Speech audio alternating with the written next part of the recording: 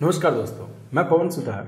हम रीजनिंग में हमारा कैलेंडर चैप्टर चल रहा है और पिछले वीडियो में आपने देखा कि हम किसी भी डेट को वार दे रखा हो और किसी भी डेट को आगे वार निकालना हो तो हम दो तरीके से सीख चुके हैं। एक हमारा प्रोसेस था कि हम सारे विषम दिन काउंट करें और एक प्रोसेस था कि हमने एक टेबल लिखी थी, उस टेबल के अकॉर्डिंग कैसे करें। अब हम इससे आगे देखते हैं कि अभी जो हम देख रहे थे वो 1 साल का था। अगर 1 साल से नेक्स्ट आगे वाले वर्ष में पूछा हो, जस्ट उससे आगे पूछा हो, जस्ट उससे आगे पूछा हो तो कैसे बताएंगे। आपको मैं पहले एक चीज़ ये बताना चाहूँगा कि एक क्वेश्चन आता है हमारा रीजनिंग में कि कई बार कोई कैलेंडर होता है वह कुछ सालों बाद रिपीट होता है। यानी जैसे 2019 अभी जो चल रहा है तो आपसे कोई पूछे कि 2019 का कैलेंडर नेक्स्ट कब काम आएगा, तो जैसे एक एग्जांपल देता हूँ। कई बार क्वेश्चन आता है कि मेरे दादाजी ने 1961 में एक कैलेंडर खरीदा, उन्होंने 4 बार उसको काम में लिया, 5वीं बार काम में लेते दादाजी उसको काम में एक्सपायर हो गए। तो आपसे पूछा जाए कि दादाजी कब एक्सपायर हुए तो आपको वो टाइम बताना कि वो कैलेंडर कब कब रिपीट हुआ होगा। तो जैसे देखें, आपको बता रहा हूँ, इसका रूल ये होता है यदि लीप वर्ष निकले हुए एक वर्ष हुआ हो तो +6 बराबर सेम ईयर। यदि लीप वर्ष निकले हुए 2 वर्ष हुए हो तो +11 बराबर सेम ईयर। अगर लीप वर्ष निकले हुए 3 वर्ष हुए हो तो +11 बराबर सेम ईयर। अगर लीप वर्ष निकले हुए 4 वर्ष हुए हो तो +28 बराबर सेम ईयर। आप देखें, जैसे शुरुआत करते हैं हम 1961 से। देखिए, जैसे 1961 में किसी इंसान ने कैलेंडर खरीदा तो यही कैलेंडर कुछ सालों बाद सेम रिपीट हुआ। तो हमें पता करना है कि 1961 कैलेंडर नेक्स्ट कब काम आएगा। तो हम क्या देखते हैं कि 1961 में लीप वर्ष निकले हुए कितना टाइम हुआ है, 1 वर्ष हुआ है, क्योंकि 1961 से जस्ट 1 साल पहले लीप वर्ष था। इसका मतलब 1 वर्ष हुआ है तो कितना जुड़ेगा इसमें, +6 जुड़ेगा। यानी 1967 का कैलेंडर है वो 1961 के बराबर होगा। अब हमें देखना है कि आगे फिर काम आएगा। तो अभी हम 1961 नहीं लेंगे, 1967 पे हम ध्यान देंगे कि 1967 में लीप वर्ष निकले हुए कितना समय हुआ है, ये देखेंगे। 1967 में लीप वर्ष निकले हुए अभी 3 वर्ष हुए हैं। अगर 3 वर्ष हुए तो कितना जुड़ता है, +11 होता है। तो जैसे इसमें 11 काउंट करेंगे तो कितना हो जाएगा, ये 1978 आ जाएगा। यानी 1961 वाला कैलेंडर 67 में काम आया, फिर 1978 में काम आया। अगर नेक्स्ट बात करें कब काम आएगा तो हमारा होगा कि 1978 में हम देखें कि लीप वर्ष निकले हुए कितना समय हुआ है। तो आपको पता चल रहा है कि 1976 है वो पहले लीप वर्ष था। तो क्या करेंगे, यहाँ पे वापस हम 11 जोड़ेंगे। तो यहाँ पर जब 11 जोड़ेंगे कितना होगा, 1989 होगा। 1989 में काम आएगा। फिर हम देखेंगे 1989 का कैलेंडर फिर कब काम आएगा। तो 1989 में लीप वर्ष निकले हुए 1 वर्ष हुआ है। तो क्या करेंगे, 1995 आएगा, आपका +6 जुड़ेगा इसमें, 1995 हो गया। 1995 कैलेंडर कब काम आएगा वापस, तो 95 वही बात, एक देखेंगे लीप वर्ष निकले कितना समय हुआ है। तो क्या करेंगे, जब आप 95 में 4 का भाग देंगे यानी चेक करेंगे कि इससे पहले लीप वर्ष कौन सा था।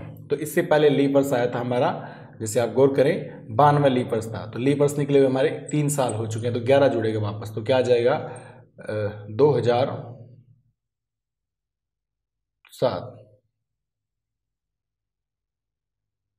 2006 आ जाएगा, सॉरी।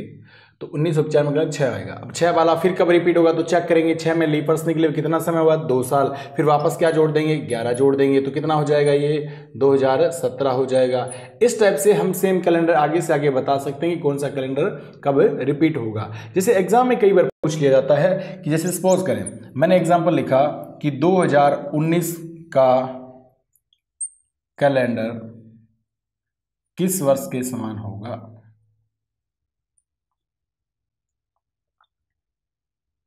ये पूछा गया आपसे, आपके ऑप्शन दे रखे हैं, जैसे ए ऑप्शन आपके पास। अब आप करोगे क्या, वही बात 2019 है, आपको चेक तो उसी प्रोसेस से करना है जैसे आपके सामने एग्जांपल दे रहा हूं मैं। 2020, बी ऑप्शन है आपका 2025, सी ऑप्शन है आपका 2029 और डी ऑप्शन है आपका 2030। अब देखिए जरा, आप क्या चेक करोगे, 2019 में लीप वर्ष निकले कितना समय हुआ है, 3 साल हुए हैं। जब 3 साल हुए तो कितना जुड़ेगा, 2019 में आप जोड़ोगे 11, तो क्या आ जाएगा, 2030 आ जाएगा। तो आपका आंसर होगा 2030, यानी 2019 का जो कैलेंडर है वो 2030 में वापस रिपीट होगा, यानी ये दोनों कैलेंडर आपस में समान होंगे। इसके अलावा दोस्तों एक क्वेश्चन आता है कि जैसे सपोज करें मैंने कोई एक वर्ष कहा कि 23 जुलाई 1993 को 23 जुलाई 1993 को किसी की शादी की सालगिरह आती है, मैरिज एनिवर्सरी है, तो आपसे पूछा है इस दिन उसका मंगलवार था। भाई किसी आदमी की जो शादी की सालगिरह है वो 23 जुलाई 1993 मंगलवार को आती है। क्वेश्चन ये है कि वो अपनी शादी की अगली सालगिरह मंगलवार को ही कब मनाएगा।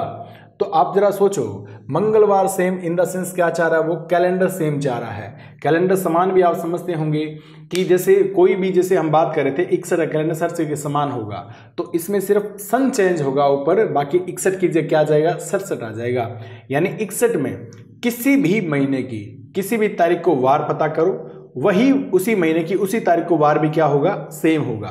तो जैसे आपको जानना चाह रहा है कि 1993 में जुलाई महीने में 23 तारीख को मंगलवार है, तो ऐसा कौन सा वर्ष आएगा जिस वर्ष में 23 जुलाई को क्या वार हो, मंगलवार हो। इसका मतलब समान कैलेंडर जानना चाह रहा है, तो आप वही क्या करोगे, 93 में आप चेक करोगे कि लीप वर्ष निकले हुए कितना समय हुआ है, तो आपको दिखाई दे रहा है कि लीप वर्ष निकले हुए 1 वर्ष हुआ है, तो कितना जोड़ेगा, 6, यानी 1999 में उसकी शादी की सालगिरह आएगी, उस दिन भी क्या वार होगा, मंगलवार होगा। तो दोस्तों कई बार क्या होता है कि आपको जैसे क्वेश्चन दिया जाता है, जैसे 2006 का कोई महीने की तारीख को वार दे रखा है और 2017 में आपसे पूछा है, तो आप क्या करोगे, अगर आप ये थोड़ा ध्यान रखोगे कि 6 का और 17 कैलेंडर सेम होता है, 6 का कैलेंडर 17 का सेम होता है, तो आपको पता होना चाहिए सेम वार होगा। वहाँ पे आपको ये पूरा प्रोसेस करने की जरूरत नहीं होती, आप सीधा बता सकते हैं। जैसे कई बार पूछ लेते हैं कि 1978 में आपको किसी महीने की तारीख को वार दे रखा है और आपसे 95 को पूछा है, तो आप जरा ध्यान दें कि आपको पता है कि 78 का कैलेंडर किसके समान होता है, 95 के समान होता है। तो इसको जो कैलेंडर होगा सेम ऐसा ही होगा, इसमें किसी भी महीने की तारीख को वार होगा, वही वार इसी महीने में सेम होगा, ठीक है ना। ये दोस्तों हमारा कि वो है कि सेम कैलेंडर रिपीट कब होता है। इसमें कई टाइप के क्वेश्चन और भी आते हैं, जैसे कोई कहता है कि मेरा आज जन्मदिन है, तो बताएं मैं मेरा अगला जन्मदिन इसी वार को कब मनाऊंगा। इसका मतलब वही बात हुई कि वो क्या चाह रहा है, सेम कैलेंडर चाह रहा है। तो सेम कैलेंडर के लिए हम वही प्रोसेस करते हैं, हम देखते हैं कि हमारा लीप वर्ष निकले हुए कितना समय हुआ है, उसमें हम अगर 1 वर्ष हुआ है तो 6, 2 हुए तो 11, 3 हुए तो 11, 4 हुए तो 28। अब दोस्तों आपको समझ आ रहा होगा कि 4 वर्ष का मतलब क्या हुआ। 4 वर्ष का मतलब है किसी भी लीप वर्ष का कैलेंडर होता है वो 28 साल बाद रिपीट होता है। जैसे सन 2004 है, 2004 में लीप वर्ष निकले हुए कितना समय हुआ है, 4 साल ही तो हुए हैं, तो 4 साल हुए तो क्या जोड़ोगे, 28 जोड़ोगे, यानी 2004 का जो कैलेंडर है 2032 में जाके आगे रिपीट होगा, यानी 28 साल बाद। अब 32 खुद लीप वर्ष है, तो 32 वाला 28 सालों बाद फिर रिपीट होगा। तो इससे हम ये कर सकते हैं कि समान कैलेंडर कौन सा होगा। जैसे दोस्तों इसके अकॉर्डिंग आगे का नेक्स्ट हमारा सवाल ये रहेगा कि अभी जो हम पढ़ा हमने वो था हमारा 1 साल के अंदर। अब 1 साल से कभी आपको ज़्यादा पूछे, जैसे 1 साल से आगे वाले साल में क्या वार होगा, उससे आगे वाले में साल क्या होगा, 2 साल बाद, 3 साल, 4 साल, 5 साल बाद क्या वार होगा, तो उसका हमारा एक प्रोसेस है।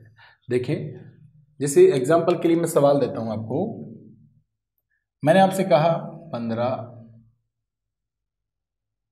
जून 2011 को सोमवार है, तो आपसे पूछे 15 जून 2015 को क्या वार होगा। अगर दोस्तों अगर आपसे 1 साल में किसी डेट को वार देके नेक्स्ट आपसे पूछे, जैसे 1 साल हो सकता है, 2 साल हो सकता है, 3 साल, 4 साल, कितने भी साल हो, तो आपको इसमें 2 चीजें होती है। बात वही है, हमें विषम दिन जोड़ने होते हैं।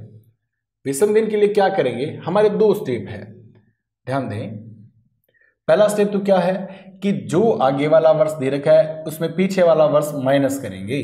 तो जैसे कितना भी वर्ष का गैप हो सकता है ये 10 का हो, 20, 25, 30, 50, कितना भी हो, जितने सालों का अंतर होगा उतने दिन तो आगे है शोर जाएगा। जैसे 15 में से आपने 11 माइनस किया, कितना आया, 4, 4 साल का अंतर आ रहा है तो 4 दिन श्योर है आगे जाएगा। हो सकता है ये अंतर 25 का होता, 30 का होता, 50 का होता, 70 का होता, तो 70 दिन आगे तो जाएगा श्योर।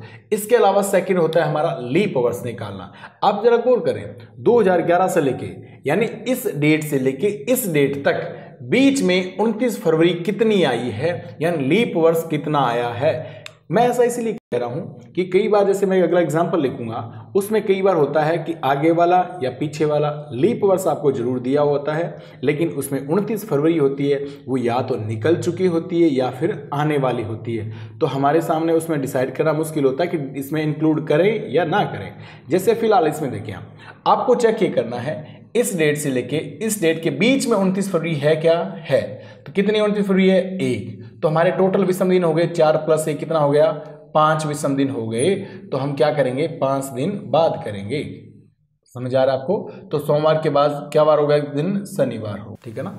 चलो ठीक है दोस्तों, नेक्स्ट वीडियो में हम देखेंगे कि आपको जैसे 2 साल की बजाय 4 साल, 5 साल, 10 साल कैसे दे रखा हो सकता है कई बार इस डेट की बजाय ये मंथ और डेट है वो अलग अलग दे रखी हो, उसका भी प्रोसेस क्या रहता है वो अपन नेक्स्ट वीडियो में बात करेंगे। ओके दोस्तों, थैंक यू।